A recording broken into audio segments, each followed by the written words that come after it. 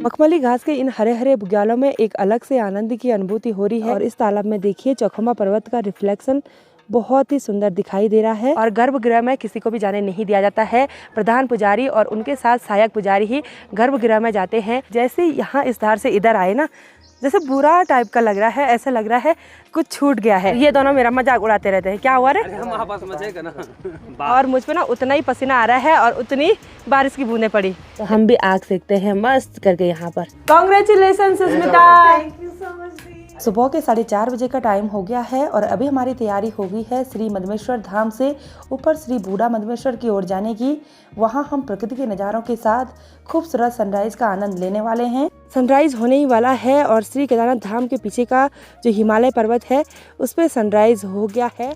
आप सभी को मेरा प्यार भरा नमस्ते। मैं प्रियंका तिवारी आप सभी का स्वागत करती हूँ देवभूमि उत्तराखंड के श्री मधमेश्वर धाम के इन खूबसूरत बुग्यालों से। लगभग 40 मिनट का ट्रैक करने के बाद फाइनली हम श्री बूढ़ा मधमेश्वर में पहुँच गए हैं।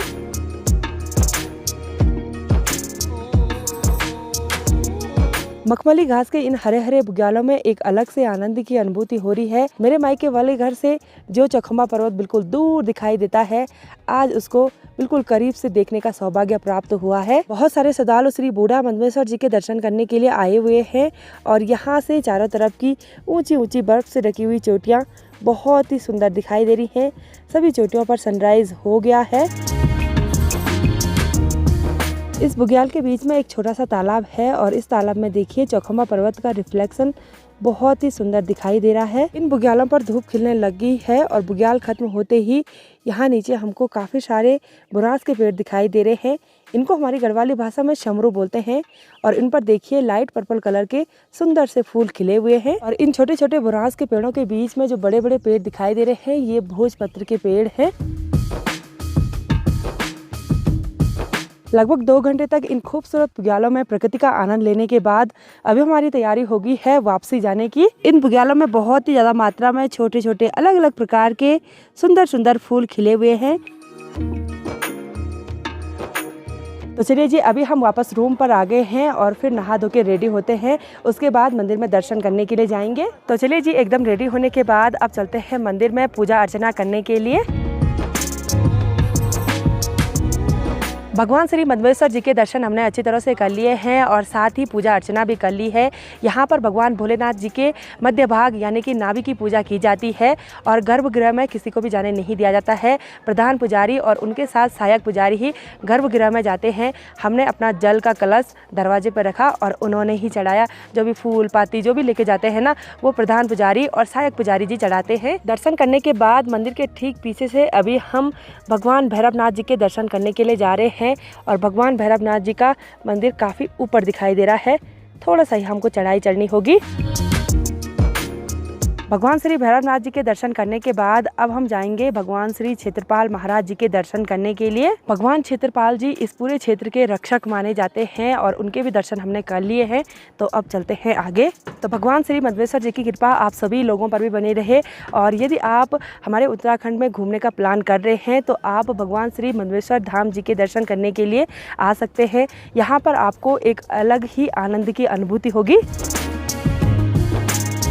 Thank you so much blog देखने के लिए।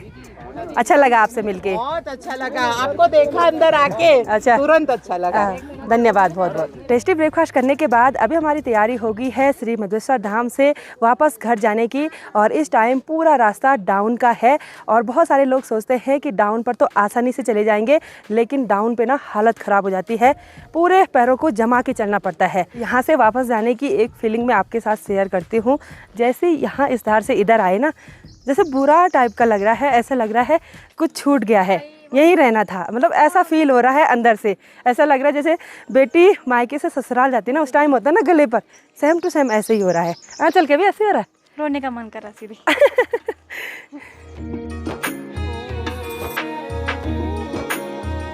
इस साल शुरुआत में ही काफ़ी सारे श्रद्धालु श्री मधमेश्वर धाम जी के दर्शन करने के लिए जा रहे हैं। कल जब हम इस रास्ते पर ऊपर चढ़ रहे थे ना, तो उस टाइम ऐसा हो रहा था कि काश थोड़ा सा डाउन मिलता या सीधा मिलता तो हम कितने आसानी से चढ़ पाते।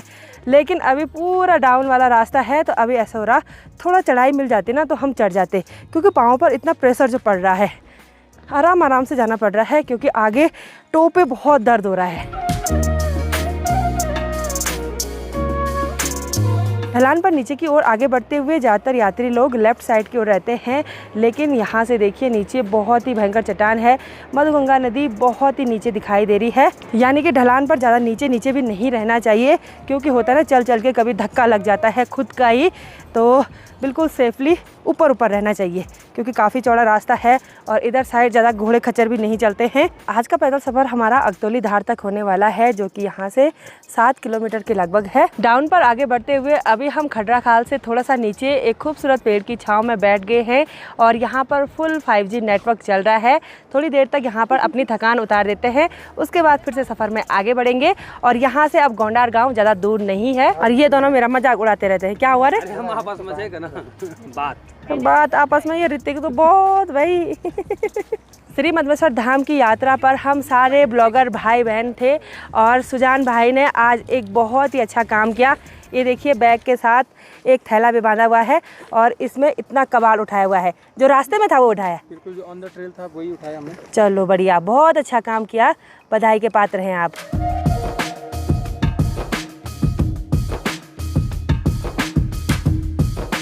अभी हम बंतौली में पहुंच गए हैं और यहाँ पे एक बहुत ही बड़ा काफल का पेड़ है। ऋतिक भाई और दीपक भाई ऊपर गए हैं काफल तोड़ने के लिए और थोड़ा सा हमको भी लेके आ गए हैं। ये देखिए जी, कुछ इस तरह से पके हुए हैं काफल। आपको भी चाहिए?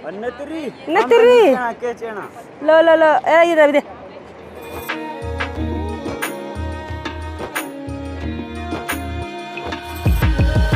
सफ़र में आगे बढ़ते हुए फाइनली हम गोंडार गांव में पहुंच गए हैं और फिर से हम उसी जगह पे रुक गए हैं जहां पर हमने फर्स्ट डे नाइट स्टे किया था। यहां पर हमने लंच बनाने को बोला था, तो दीदी जी यहां पर लंच परोसने लग गई हैं। ये देखिए बिल्कुल थाली पर परोस दिया खाना। प्रीति और आंचल तो बैठ चुके हैं, तो अब हम भी बैठते हैं। चलिए जी, अब यहाँ से विदा लेते हैं और दीदी ने हमको बहुत ही स्वादिष्ट खाना खिलाया। प्रीति आप छोड़ दीजिए, चलते हैं। चलो ठीक है, चलते हैं। ठीक है, मिलेंगे कहाँ? ये तो होगा मिलेंगे उकी मठ में। ठीक है, बाय बाय, मिलते हैं फिर। हाँ, तो यहाँ गोंडार गांव में भी हम इन्हीं के होम स्टे में रुके थे और मधमेश्वर धाम में भी इन्हीं के होटल में रुके थे। तो इनके होटल का नाम है Shri Madhmeshwar hotel and restaurant.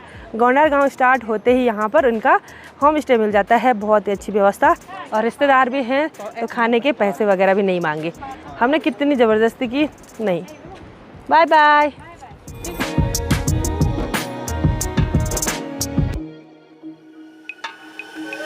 तो अभी देखिए चारों तरफ से झमाझम बारिश होने लगी है और हम यहाँ पर थोड़ा सा रुक गए हैं। थोड़ा सा शेड है, इसको हमारी गढ़वाली भाषा में वडार बोलते हैं। और मुझ पे ना उतना ही पसीना आ रहा है और उतनी बारिश की बूंदें पड़ी। ज़्यादा पसीना आया, इसने बहुत दौड़ाया कि जल्दी जल्दी वडार पे चलते हैं। तो अब फटाफट से चलते हैं। पूरा रास्ता अब चढ़ाई का है, तो इसका हाथ पकड़ेंगे, क्योंकि बिना हाथ पकड़े तो चला नहीं जा रहा भाई। तो अब चलते हैं।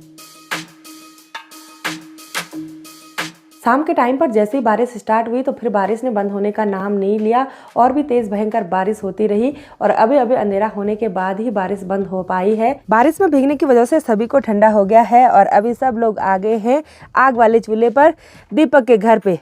आप भी आइए। हाँ, हम भी आते हैं। आपकी लकड़ी खत्म हो जाएगी भाई। लकड़ी का ढेर देखो आप पीछे। बहुत लकड़ियाँ हैं, सूखी लकड़ियाँ, और सब आग सेक रही है। तो सीधे घर आके नहाया है। इतनी ताकत आ गई थी नहाने की, लेकिन इसने मेरी बहुत हेल्प की। इसने 1 मिनट के लिए भी मेरा हाथ नहीं छोड़ा। थैंक यू सो मच भाई। इसी बात पे भैया का चैनल सब्सक्राइब कर लो, आरटीके ब्लॉग। बिल्कुल, RTK blog, food blogger. Oh my God. और प्रीति की मदद की कूल पहाड़ी भाई ने। सब कूल था। बिल्कुल। आपको नहीं लगा होगा ठंडा? नहीं, आप वैसे ही कूल है। बिल्कुल। और आंचल भी अभी आग सेक रही है। ठंडा भी हुआ? हाँ, तो हम भी आग सेकते हैं मस्त करके यहाँ पर। तो चलिए जी, हमने डिनर भी कर लिया है और आज का डिनर मैंने तो जैसे नींद में ही किया, क्योंकि आग सेकते सेकते वहाँ पे काफ़ी गर्मी हो गई थी, जिससे मुझे नींद आने के लिए हो गया था। अभी सब लोग एक कमरे में जा रखे हैं और हम सुष्मिता को सरप्राइज़ देने वाले हैं। वो अभी किचन में है और वो सरप्राइज़ है, उसके 50K कंप्लीट हो गए हैं यूट्यूब पर। तो एक केक लाया है, केक कटिंग करेंगे। Congratulation Sushmita. Thank you so much the.